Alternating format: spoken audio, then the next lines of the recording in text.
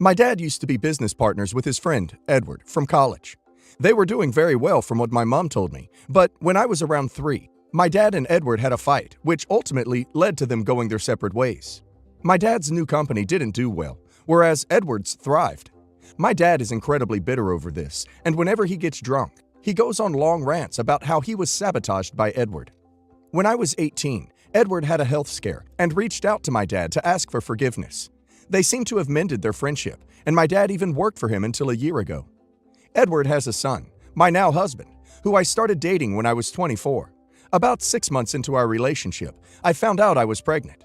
My husband wasn't happy and told me I had to get rid of the baby because he wasn't ready to be a dad. I was devastated and ended up telling my parents about the pregnancy, and my dad insisted I don't make a rash decision just because it was what my husband wanted. After 2 weeks of completely ghosting me, my husband came to my apartment to apologize and say he wanted to keep the baby.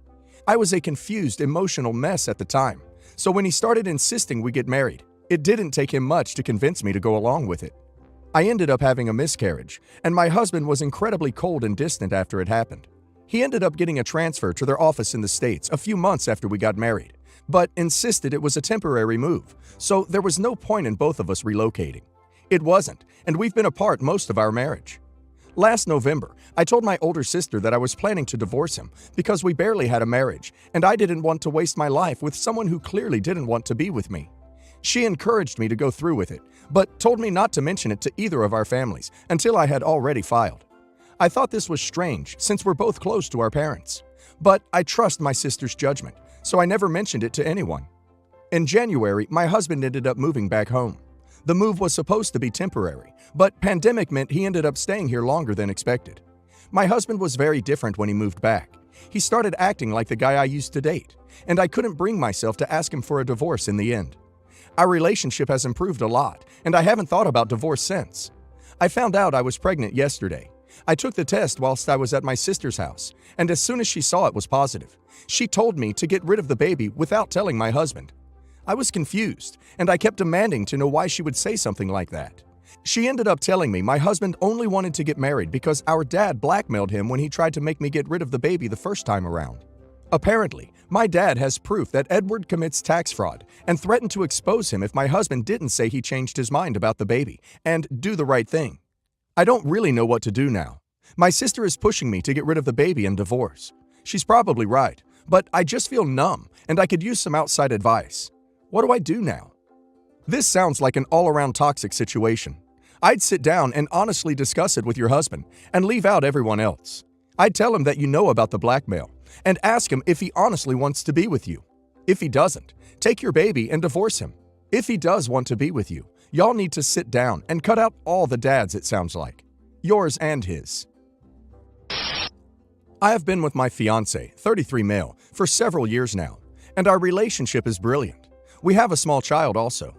I am originally from abroad, so I have no family where we live, other than my future in-laws and of course friends I have acquired over my time living here, approximately 5 years. My mother-in-law has taken me and my son from another relationship, father not in the scene, on board more than I could ever have asked for. She does everything for my son and treats him as her own. You couldn't ask for a better grandparent.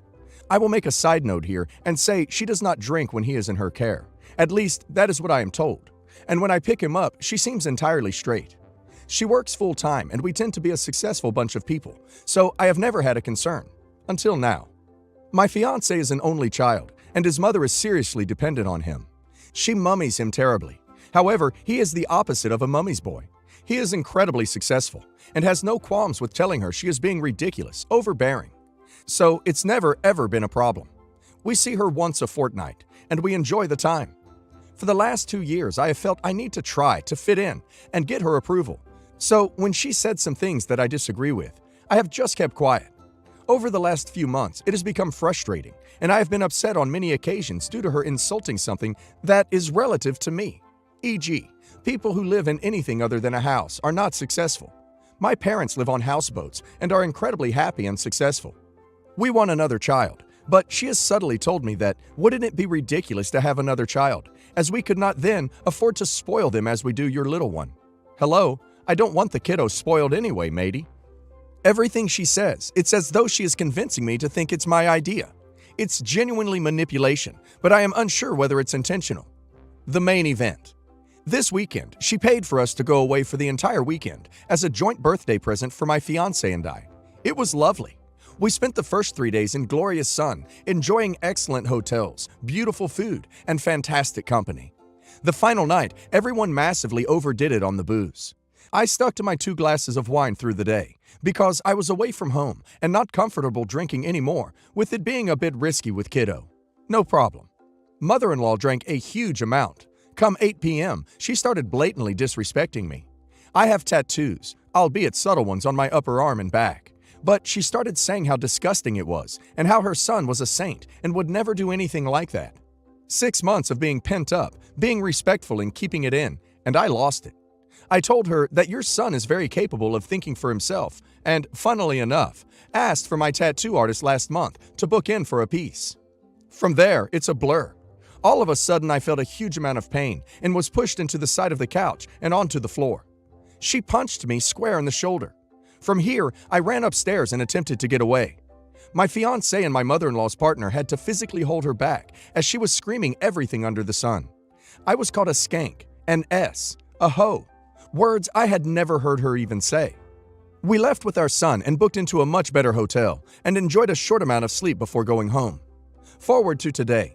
She messaged me the next morning and said, "I am so sorry from the bottom of my heart and I need to fix this." I ignored her for 4 days, just due to the fact that I genuinely have no idea what to say. I feel shocked. I don't do drama. I do not do hurting people. I feel disrespected. She then emailed me this today. I left it until now to contact you, as Steve thought it was best, as you asked me to leave it a while in your WhatsApp message. Where do I start? We had such a lovely holiday, until I spoiled it on the last night. After drinking wine and then drinking 22% Malibu, I seem to have totally lost the plot and have no memory of the latter part of the night whatsoever. The last thing I remember was talking about tattoos and Michael saying he might get one sometime and me being very cross and you saying, "Laura, I think Michael is old enough to make his own mind up," and Steve says it's like the red mist came over me. I seriously don't remember all the horrible things Steve told me I said and even where they came from. I have lovely friends at work who have tattoos, so can only presume I was overwhelmed at the thought of Michael having one when he has never said he would before. Also, it is totally none of my business. It was the drink talking. You know I think the world of you and Noah, and know how good you are for Michael, so please, tell me I haven't spoiled our relationship, and that we can somehow get back from this. I am so sorry from the bottom of my heart for being a total prat that evening, and I am upset and embarrassed, and rightly so. I deserve to be. All my love, Sarah. Also turns out she's forgotten she hit me. I don't know what to do. I love this woman, and she is my only family here. I want to forgive her, but I don't know how to do so without making me seem like she can get away with this. Please, any help would be appreciated. Tell her that you are in shock and you need time to process what happened. It is the truth, and it will also show her your true colors. If she continues to push and demands you forgive her now, and can't we put this behind us, then you know the apology isn't about mending your relationship. It's about her feelings. If your mother-in-law actually does back off and give you space, which I doubt based on your description of her other behavior, then it is possible that she is sincere. Sincerity does not negate what she did, and she still needs to own up to assaulting you and make a full, true apology. I've been with my husband for 8 years now and married for 5. He's the sweetest, most loving guy I know. One thing about him, though, is that he is vehemently against cheating. He was never cheated on, but his dad cheated on his mom several times, so he's seen what it does to the betrayed partner. I was cheated on myself in my first 2 relationships, so I can relate and would never even think about cheating, but his hatred is on a different level. To this day, he won't speak to his father, and I don't think he ever will. He's not insecure despite this, though, and always says that he trusts me. Anyway, a couple of weeks ago, my best friend since 4th grade came to our house crying. Apparently, her husband caught her sleeping with a coworker of hers and told both their families. He threw out all of her stuff. She said it was a mistake on her part, and I think she might be genuinely remorseful. Coworker was also married and was kicked out himself. Her parents, who love her husband, are not speaking to her, and most of our friends aren't either. She essentially has nowhere to go. I had no idea she was capable of this, but I felt so bad I asked my husband if she could stay. He was angry about what happened and threatened to kick her out too, but I asked him for just a couple of weeks so she can at least be safe. He asked me if I knew about the affair, and I said I definitely don't. He then told me that she would be dead to him the entire time and that he doesn't want her anywhere near him. She tries to interact with my husband. She cleans the house, cooks, etc., and has been a great help. She still cries about it every night though, and my husband just pretends she's not there. My husband has even been cold to me lately. Every time I try to initiate S, he just says he's not in the mood and goes to sleep. He still takes me out on dates, and when he's out of the house, it's like he's back to his old loving self again. Now I'm not sure what I'm supposed to do. I want my husband back more than anything, but I also feel guilty if I kick my friend out. I'm still mad at her for what she did, but I can see she's somewhat remorseful. She has nowhere to go right now. No family, no home, no friends, no job, no money. It's just a crap show for her. I know she made her bed, but I still feel bad thinking about the idea of her on a park bench somewhere or having to sleep with strangers just for a bed. Should I just kick her out for my husband? He hasn't said anything. I don't get how it is a difficult situation to choose between your husband and an adult woman that can take care of her damn self. She can find a place to stay. There are shelters, there are hotels, there are services for people who need help. If your marriage suffers, part of the blame rests on you. Point her to the help she needs and send her on her way. That is pretty generous. You owe her nothing. I recently purchased a wedding gown off a secondhand wedding dress site. Full disclosure, I am not engaged, but my partner and I have discussed that we will be getting married within 2 years. I suspect he will ask next year. I had spent a lot of time on this secondhand wedding dress site helping my sister find a gown as she is getting married, and while on it, I fell in love with a custom designer gown. I am very thrifty and am trying to save as much money as possible when it comes to weddings, etc. So having something custom like that made for me is out of the question. But this dress was well within an affordable range for me. It was the find of the century, and was my exact size. I ummed and ahed for a while, as I'm not even engaged yet, but ended up buying the gown as I really loved it, and I knew that I wouldn't be able to find anything like that within my price range. I received a message tonight from the woman who sold me the gown. It read, "Hi, I'm so sorry. I forgot to take the dress off the site and received this message. Hopefully, you can help her out." In it, she had attached screenshots of a girl who had messaged her to basically say, "I am in love with this gown and I want to buy it, or hire it from the person who bought it off you. I am struggling at the moment as my father just passed away, and this is really important to me, and I really need this." With details about when she's getting married and that she'll take care and dry clean it, etc., etc. The seller has given me the girl's number so I can reach out. Thing is, I am likely not getting married until late 2023, and she needs it before then. I don't want to hire out my dress before I get to wear it, because if anything happens to it, I wouldn't be able to afford anything like it again, as it's custom.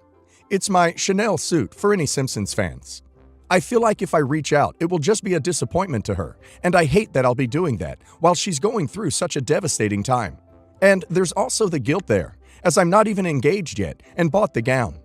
My sister says to put myself in her shoes, and she just wants to hire it, and I'll still get to wear it, etc. And I'm starting to feel like the a-hole. Thoughts? Not the a-hole. You never have to reach out to her at all. And I wouldn't, because that gives her an avenue to try and guilt or harass you. You bought it, it's yours. If you want to tell the seller to keep your contact information private, and tell the girl you're sorry for her loss, but you are not interested, I think that's fair and exceedingly nice, as you can just not say anything at all. I've seen these stories play out before. This woman will agree to returning the dress to you after her wedding, only to get you to agree to loan it to her.